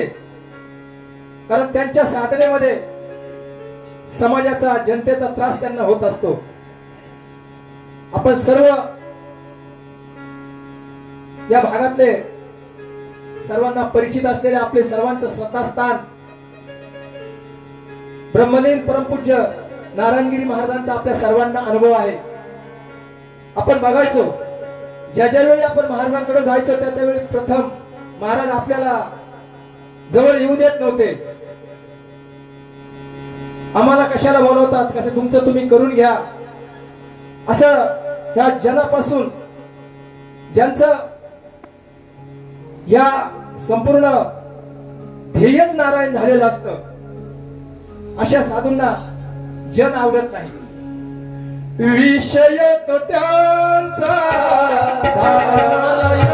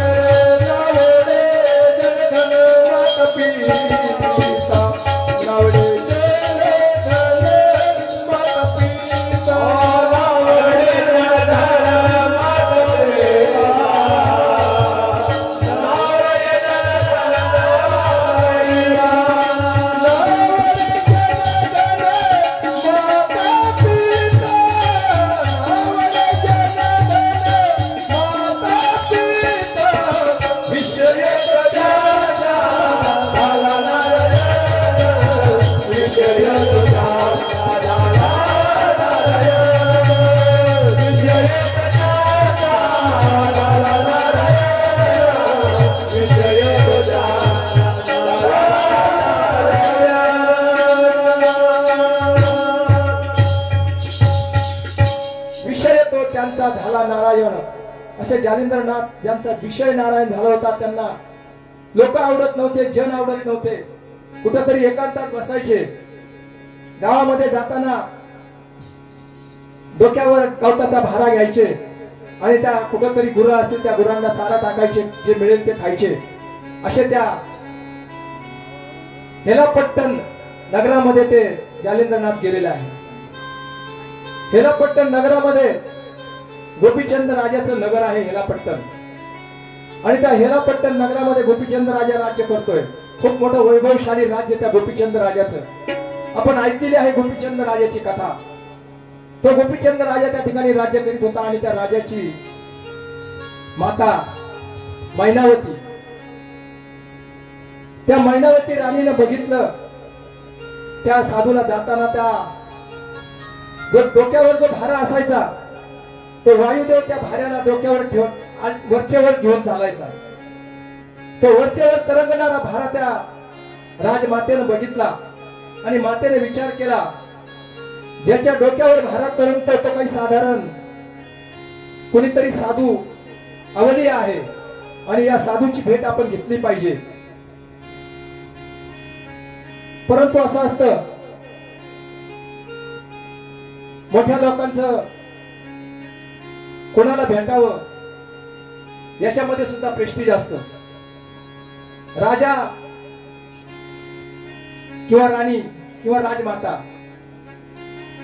सहजासहजी कोणालाही जाऊन भेटणं हे नियमानं धरून नसतं. जसं आता आपले मंत्री भेटताना सुद्धा विचार करूनच भेटतात. सर्वसामान्याला मंत्री भेटत नाही, कारण भेटलं तर त्यांचं मोठेपण कमी होतं. त्यांच्या मोठेपणासाठी ते सहसा साधारण माणसाला भेटत नाही. तसं या साधूला तर भेटायचंय. राजमाता आहे, परंतु हा साधू तर फारच वेगळ्या अवस्थेत आहे. कुठेही बसतो, कुठेही वेड्यासारखं बसतो, वेड्यासारखं खातो. आणि या साधूला एक, परंतु राणीने ओळखलं या साधू काहीतरी विशेष आहे, कोणीतरी अवली आहे. म्हणून मातेने विचार केला आपण भेटू. परंतु आपण आता याला गपचूप भेटू, कुणाला माहिती होणार नाही, कुणाच्या देखत न भेटता गपचूप भेटू. म्हणून राणीनं दाशीला चौकशी करायला सांगितली. हा साधू कुठं असतो, कुठं बसतो, ठाव ठिकाणा लावला. आणि दाशीने ठाव ठिकाणा लावून सांगितल्यानंतर रात्रीच्या वेळी अंगावर कांबळे पांघरून त्या दाशी आणि ती माता त्या ठिकाणी जालिंद्रनाथाचा शोध घेतला. परंतु त्यांना देखील जालिंद्रनाथ जवळ येऊ देत नव्हते.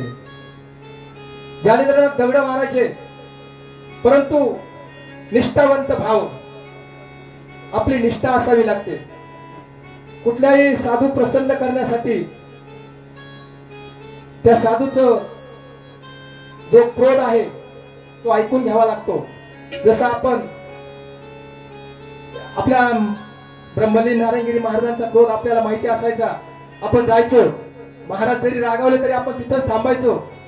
थोड्या वेळाने साधूचा राग शांत झाल्यानंतर साधू आपोआपच आपल्याला जवळ घ्यायचे. हा अनुभव आपल्याला सगळ्याला आलेला आहे. असेच ते ज्ञानेंद्रनाथ मातेला विचार केला, साधूचा क्रोध हळूहळू शांत होईल आणि तो क्रोध हळूहळू शांत झाला. ज्ञानेंद्रनाथाने चौकशी केली आणि त्या मातेला हळूहळू दररोज माता यायच्या, सेवा करायच्या, भोजन आणायच्या आणि या सेवेचं फळ शेवटी ज्ञानेंद्रनाथाने त्या मैनावती मातेला अनुग्रह दिला. मैनावती मातेला अनुग्रह दिला. मैनावतीला मातेचं आयुष्याचं कल्याण झालं. परंतु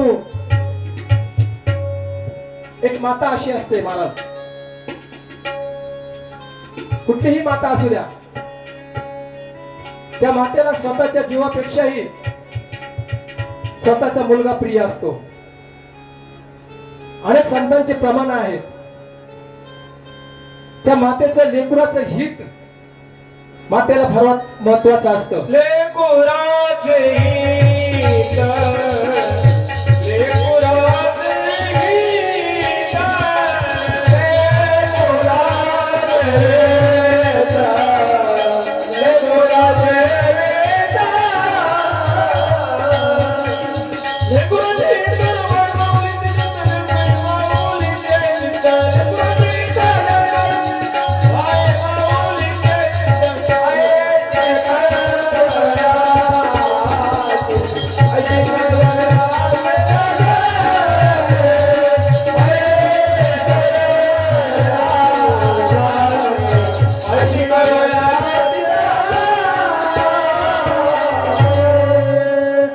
लेकुराचे हित वाहे माऊलीचे चित्त ऐसी कळवळ्याची जाती करी लाभावी नभीती.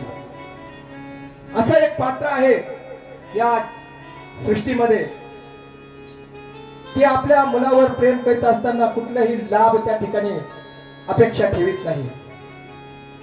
आणि मातेने विचार केला, आपण अनुग्रह घेतला, आपलं कल्याण होईल, आपला उद्धार होईल.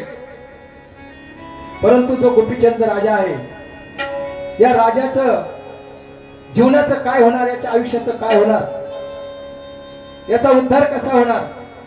आणि त्या कळवळा असल्यामुळं त्या मातेनं सारखा विचार केला, गोपीचंदाचा उद्धार कसा होईल, या साधूची भेट कशी घडून आणायची. आणि या विचारामध्ये असताना एक दिवस गोपीचंद राजा त्या महालाच्या राजवाड्यामध्ये जो चौक असतो त्या चौकामध्ये आंघोळीसाठी आला.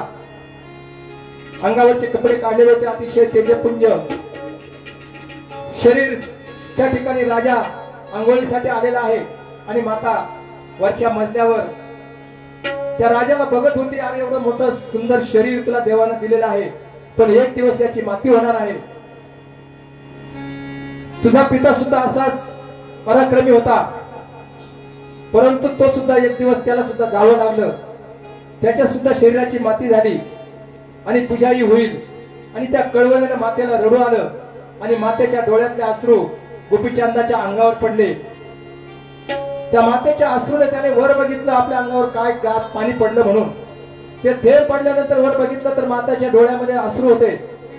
राजा आंघोळ न करता तसाच धावत मातेकडे गेलेले आहे आणि मातेला विचारलं, माते कोणतं दुःख तुला झालेलं आहे, सांग मला. तुला कोणी बोललं असेल, कोणी तुला शिव्या दिल्या, कोण तुला रागवलं, तुझ्या डोळ्यामध्ये अश्रू काय.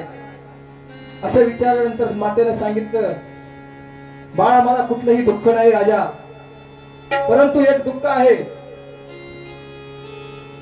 तुझे वडीलच असेहीच पराक्रमी होते, तुझे वडील असं शरीर होतं संपूर्ण, परंतु असे एक दिवस त्या शरीराची एक दिवस माती झाली.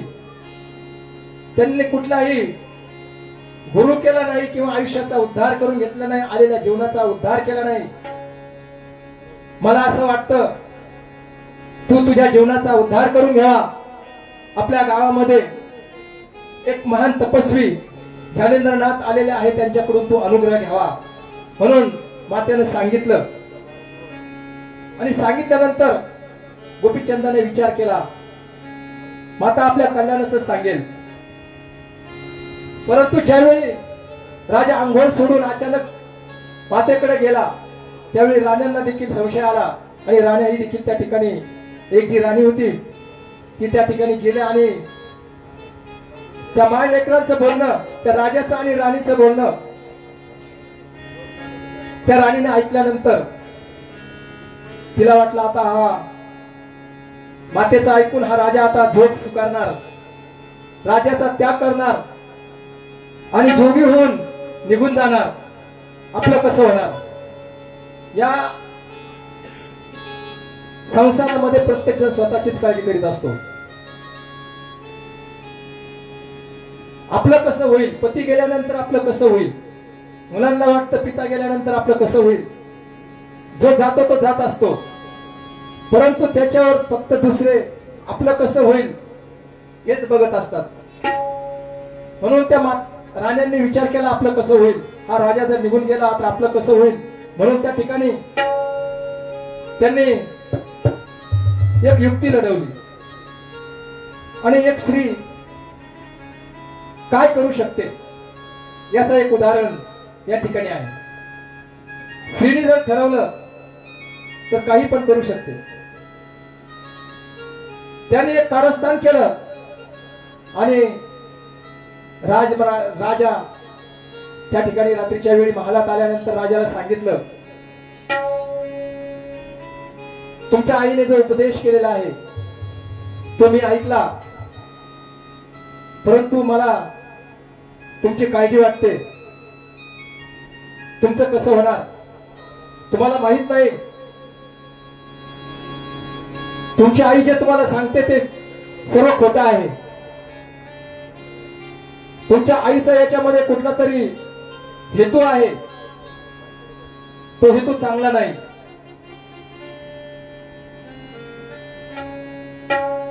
आणि तुमच्या आईने जे सांगितलं, जो साधू आहे त्या साधूकडे मैनावती राणी माता, तुमची माता दररोज सेवेसाठी जात असते आणि ही तुम्ही चौकशी करून घ्या. आणि या राण्या तुमच्या मातेचा विचार आहे, तुम्हाला जोग देऊन तुम्हाला इथून काढून द्यायचंय आणि त्या जालिंदराला या ठिकाणी जो काही साधू आहे त्या साधूला या ठिकाणी राज्यामध्ये आणायचंय, राजपदावर बसवायचंय, असा तुमच्या आईचा घात करण्याचा विचार आहे. असं स्वतःच्या पत्नीने सांगितल्यानंतर, कारण एखाद्या गोष्टीचा संशय हा माणसाच्या मनामध्ये तेव्हाच वाढीस लागतो. माणसाला सांगितलेलं पटायला लागतं. राजाने चौकशी केली.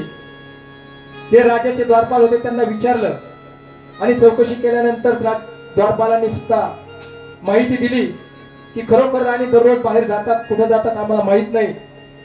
आणि ही खात्री पटल्यानंतर सर्व सेवकांना सांगितलं आणि त्या जालिंदरनाथाला त्या ठिकाणी पकडलेलं आहे. आणि त्या सेवकांनी त्या जालिंदरनाथाला त्या खड्ड्यामध्ये खड्डा खांदला आणि त्या खड्ड्यामध्ये रात्रीच्या वेळी आणून त्या खड्ड्यामध्ये पुरलेला आहे. परंतु पुरलं म्हणजे जालिंदरनाथ स्वतःहून, कारण ही संपूर्ण लीला असते. जालिंदरनाथ सर्वांना क्षणात काही करू शकत होते, परंतु जी लीला ठरलेली आहे ही लीला करण्यासाठी आणि एखाद्याचा उद्धार करायचा आहे, त्याचा उद्धार कशातून होणार आहे हे साधूला माहिती असतं. म्हणून त्यांनी त्या ठिकाणी स्वतःभोवती अस्त्र प्रदान केले आणि त्या संपूर्ण शक्ती प्रदान करून त्या ठिकाणी निवांतपणे त्या खड्ड्यामध्ये जालिंदरनाथ बसलेले. आता आपण सांगितल्याप्रमाणे मच्छिंद्रनाथ राज्यामध्ये आहे, जालिंदरनाथ खड्ड्यामध्ये आहे आणि या दोन शिष्य या ठिकाणी तपश्चर्या करीत होते. या दोघांच्याही तपश्चर्या आता पूर्ण होत आलेल्या आहे. यांच्या तपश्चर्या पूर्ण झाल्या आणि दोघंही आपल्या गुरुच्या शोधासाठी निघालेले आहेत. आता हे शोध करीत करीत करीत ज्या ठिकाणी जालिंदरनाथ होते त्या ठिकाणी गोरक्षनाथ आलेले आहे आणि त्या राज्याच्या विषयावर चौकशी केली. या राज्यामध्ये कुणी एखादा जोगी नाथपंथी साधू बघितला, आला होता का, चौकशी केली. परंतु द्वारपालांनी सांगितलं अनेक वर्षापूर्वी या नगरामध्ये एक साधू ज्याचं नाव जालिंदर होतं तो आलेला होता. परंतु त्याचं पुढं काय झालं हे काय कळलं नाही, तो कुठं गेला हेही कळलं नाही. म्हणून त्या ठिकाणी ते गोरक्षनाथ भिक्षा मागत असताना ज्या ठिकाणी जालिंदरनाथ गाडलेले होतं खड्ड्यामध्ये जालिंदरनाथाला, त्या ठिकाणी आलेले आहे. आणि त्या ठिकाणी आलेत निरंजन भिक्षाम देहिमा असा आवाज दिल्यानंतर आदेश म्हणून त्या खड्ड्यामधून आवाज आलेला आहे. साधूची खून साधूला कळली, गुरु शिष्याची खून गुरु शिष्याला कळली. आदेश आवाज ऐकल्यानंतर आपण कोण आहात विचारलं. गोरक्षनाथाने विचारल्यानंतर जालिंदरनाथाने सांगितलं मी जालिंदरनाथ आहे. तुम्हाला खड्ड्यामध्ये कोणी टाकलेलं आहे? सांगितलं या खड्ड्यामध्ये गोपीचंदाने मला टाकलेला आहे. भयंकर असा राग त्या ठिकाणी गोरक्षनाथाला आलेला आहे. परंतु जालिंदरनाथाने सांगितलं तू काही करू नको, माझा शिष्य कानिफनाथ येईल तर मला यातून काढील. आणि अशा प्रकारे जालिंदरनाथाचा तपास लागलेला आहे आणि जालिंदरनाथ त्या ठिकाणावर निघालेले आहेत. गोरक्षनाथ निघाले, तिकडे कानिफनाथ आपल्या अनेक शिष्यासह निघालेले आहेत. ज्या ठिकाणी मच्छिंद्रनाथ श्रीराज्यामध्ये आहे त्या ठिकाणी आपल्या सर्व शिष्यासह निघालेले आहे, सर्व हातीवर गेलेले आहे. त्या ठिकाणी शिष्यांना कळलं की या ठिकाणी कुणीही पुरुष जिवंत राहत नाही आणि अशा राज्यामध्ये प्रवेश करायचा, आपण जिवंत राहणार नाही. सर्व शिष्य पळायला लागले. कानिफनाथाने सर्वांना त्या सरहद्दीवरच चिटकवलं. गुरुवर श्रद्धा किती असावी, आपण जर गुरु केला तर आपला गुरुवर विश्वास असावा. क्रोधिया विश्वासी त्यासी बोध कैसा, क्रोधिया विश्वासी त्यासी बोध कैसा,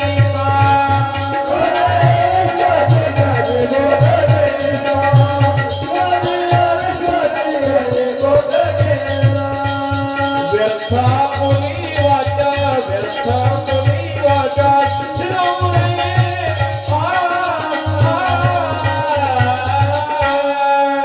क्रोधिया विश्वासी त्यासी बोध कैसा, क्रोधिया विश्वासी त्यासी बोध कैसा, यथा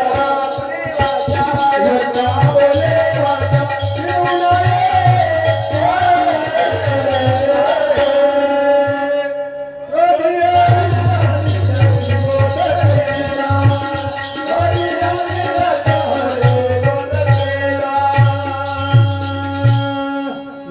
सांगतात क्रोधी अविश्वासी त्यासी बोध कैसा, व्यर्थ आपली वाचा शिरवू नये. एखादा क्रोधी असेल त्याला सुद्धा बोध करू नये, किंवा एखाद्याला अविश्वास असला तर त्याला सुद्धा बोध करण्यात उपयोग नाही. असा विश्वास नसलेले शिष्य पळायला लागले. कानिफनाथाने ते शिष्य सर्व एका ठिकाणी चिटकवले सरहद्दीवर. सर्वांच्या लक्षात आलं आपल्या गुरुची ताकद आणि गुरुवर विश्वास ठेवून परत सर्व शिष्य कानिफनाथाबरोबर गेले. मारुतीची भेट झाली, दोघांचं युद्ध झालं. त्या ठिकाणी युद्ध झाल्यानंतर समेट घडला आणि सांगितलं तुम्ही जायचं श्रीराज्यामध्ये जा, परंतु मच्छिंद्रनाथाला तिथून परत घेऊन जायचं नाही. मच्छिंद्रनाथाला त्याच्या पूर्व इतिहासाची आठवण करून द्यायची नाही. असं ठरल्यानंतर त्या ठिकाणावरून कानिफनाथ पुढे गेलेले आहे. मच्छिंद्रनाथाने स्वागत केलं. काही दिवस राहिले आणि काही दिवस राहिल्यानंतर तिथून कानिफनाथ निघालेले आहे.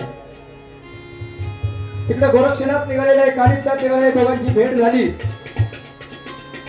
दोघांची भेट झाल्यानंतर तुमचे गुरु कोण, तुमचे गुरु कोण, कोण शिष्य संप्रदाय चौकशी झाली.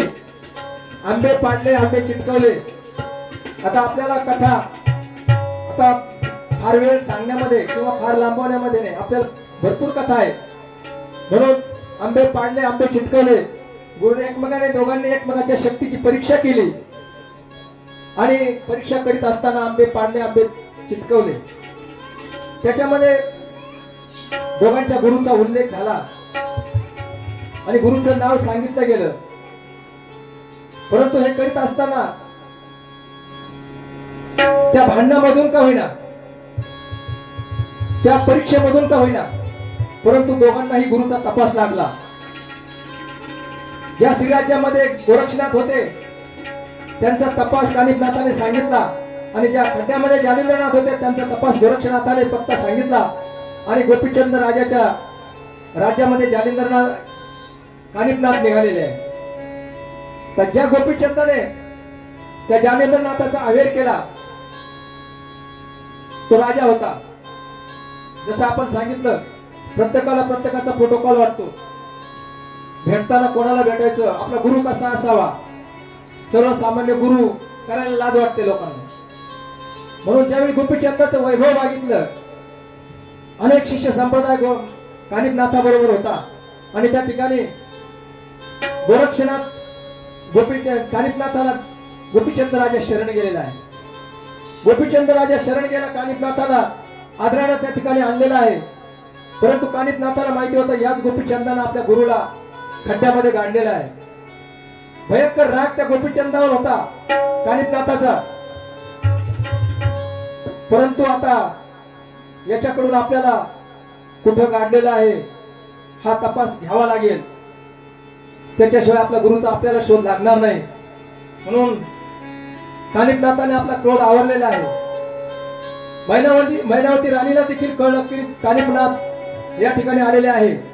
मैनावती आली, दर्शन घेतलं. मैनावतीने चौकशी केली आणि विचारलं आपण कोणाचे शिष्य. त्यावेळी कानिफनाथाने सांगितलं मी जालिंद्रनाथाचा शिष्य आहे. तर जालिंद्रनाथाचा शिष्य म्हणल्यानंतर मैनावती राणीने विचार केला आपले गुरु देखील जालिंद्रनाथ होते. राणी घाबरलेली आहे. या ठिकाणी कानिफनाथाची शक्ती पाहून राणी घाबरलेली आहे. राजाला सांगितलं ज्या जालिंद्रनाथाला तू खड्ड्यामध्ये गाडलेला आहे त्याचा शिष्य हा कानिफनाथ आहे आणि याला कळलं तर आता हा तुला भस्म केल्याशिवाय राहणार नाही. म्हणून त्या मातेनं त्या कानिफनाथासमोर क्षमा याचना मागितली. पदर पसरला, आपल्या मुलाच्या आयुष्याची भीक मागितली आणि गोपीचंदाला क्षमा करण्याची विनंती केली. साधू दयाळू असतात. कानिफनाथाला दया आली. कानिफनाथानं गोपीचंदाला माफ केलं आणि सांगितलं ज्या ठिकाणी गाडलेलं आहे ते ठिकाण दाखवा. आणि ते ठिकाण दाखवल्यानंतर आता जालिंद्रनाथाला बाहेर काढायचंय. परंतु बाहेर काढणं एवढं सोपं नाही. 12 वर्ष ज्याला खड्ड्यामध्ये गाडलेला आहे त्या साधूचा क्रोध सामान्य नाही आणि या साधूला बाहेर काढल्यानंतर हा विश्वाची राख करील की शक्ती या जालिंद्रनाथामध्ये आहे. आता याला काढायचं कसं तर गोपीचंदाने विचार केला. कानिफनाथाने सांगितलं त्या गोपीचंदाच्या आकाराचे 5 पुतळे तयार करा आणि ते 5 पुतळे तयार केले. तो पुतळा ठेवायचा आणि गोपीचंदाला उधाळ मारायला लावायची, त्या ठिकाणी खणायला लावायचं. प्रत्येक वेळी विचारायचं आतून आवाज यायचा कोण खांतोय. आवाज आल्यानंतर सांगितलं मी गोपीचंद खांतोय आणि गोपीचंद राजा बाजूला व्हायचा आणि तो ठेवलेला पुतळा जळून भस्मसात व्हायचा. 5ही पुतळे भस्मसात झाले. 5 वेळेला खंड 5 वेळा गोपीचंद सांगितलं आणि पुतळे भस्मसात झाले. गोपीचंद राजा घाबरला. आता कानिफनाथाने सांगितलं आता कुदळ टाक आणि सांग मी कानिफनाथ बोलतो म्हणून. कानिफनाथ खांतो म्हणून असं सांगितल्यानंतर गोपीचंदाने कुदळ टाकले आणि मी कानिफनाथ खांतो म्हणून सांगितलं. आपल्या शिष्य खांतो म्हणून सांगितलं. गुरु प्रसन्न झाले आणि शांत झालेले जालिंद्रनाथ त्या ठिकाणी त्या खड्ड्यामधून बाहेर आले आहे. जालिंद्रनाथ भगवान की जय, भगवान की जय. जालिंद्रनाथ बाहेर आलेले आहे. गोपीचंदाला बघितलं, कृपा दृष्टीने पाहिलं. गोपीचंदाला सुद्धा त्या ठिकाणी पश्चाताप झालेला होता.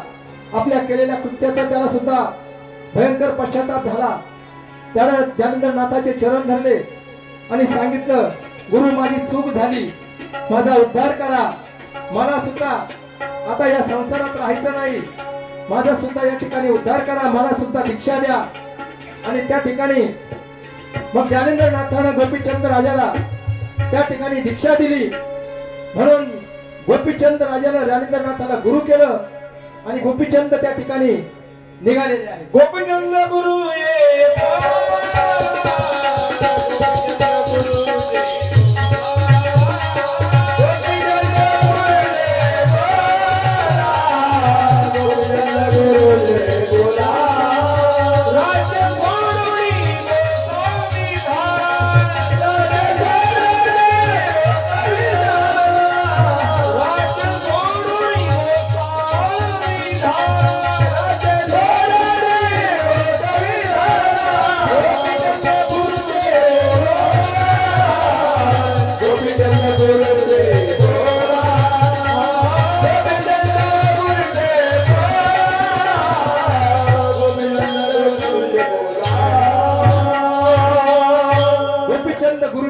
राजा राज्य सोडून गोसावी झाला.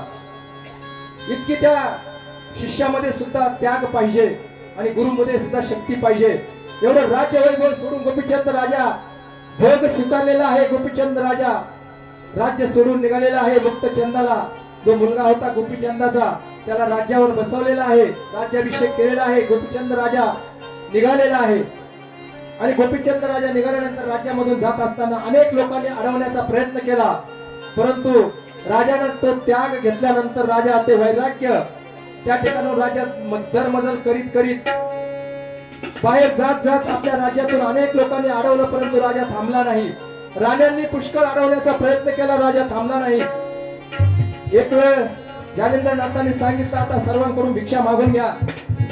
स्वतःच्या पत्नीकडे भिक्षा मागितला. भिक्षान देही मा म्हणून मागायला लावली आणि गोपीचंद राजा आता राज्यातून त्याग करून बाहेर निघालेला आहे. गोपीचंद राजाची बहीण चंपावती, चंपावतीच्या राज्यामध्ये त्या ठिकाणी तिलकचंद राजा राज्य करीत होता. त्याची चंपावती राणी, चंपावती ही सून होती. ही गोपीचंद राजाची बहीण होती. ही गोपीचंद राजाच्या बहिणीच्या गावाला हा गेलेला आहे. त्या ठिकाणी पाणवठ्यावर बसला. परंतु हे जे कृत्य होतं हे राजाला तिलकचंद राजाला पटलं नव्हतं.